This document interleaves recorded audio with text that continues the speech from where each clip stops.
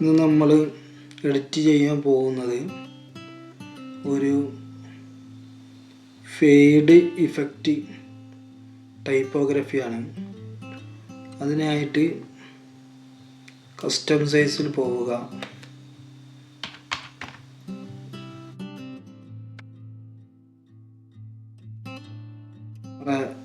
Design ഏരിയൻ്റെ സൈസൊക്കെ set ചെയ്ത് കൊടുക്കുക.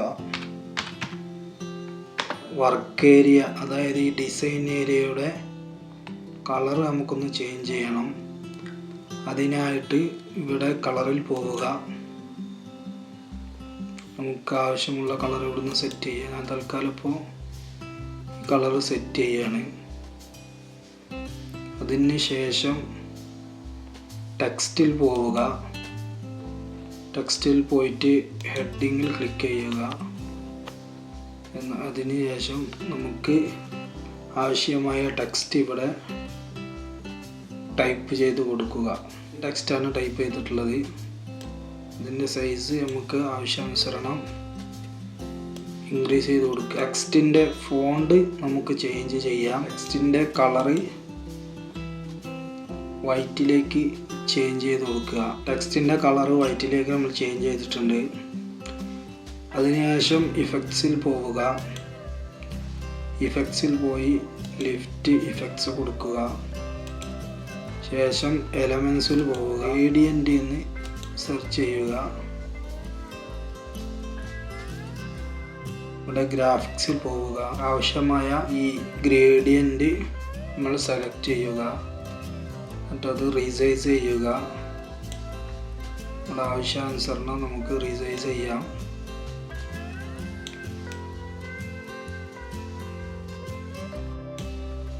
അതിനുശേഷം ഈ എലമെൻറ്റിൻ്റെ കളറ് നമ്മുടെ ബാക്ക്ഗ്രൗണ്ടിൻ്റെ കളറുമായിട്ട് മാച്ച് ആവണം.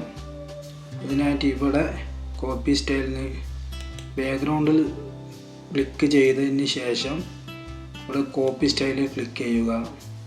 എന്നിട്ട് ആ കളറ് നമ്മുടെ ഇതുമായിട്ട് സെറ്റ് ചെയ്യുക. ഒരു പ്രിൻ്റ് എടുക്കുക, ഒരു കോപ്പി എടുക്കുക. എന്നിട്ട് അത് ഇവിടെ നമ്മുടെ ആവശ്യാനുസരണം നമ്മൾ സെറ്റ് ചെയ്ത് കൊടുക്കുക. സെറ്റ് ചെയ്തതിന് ശേഷം നമുക്ക് വീണ്ടും ടെക്സ്റ്റിൽ പോവുക. സബ് ഹെഡിങ് ക്ലിക്ക് ചെയ്യുക. ആവശ്യമുള്ള ടെക്സ്റ്റ് എഴുതി കൊടുക്കുക.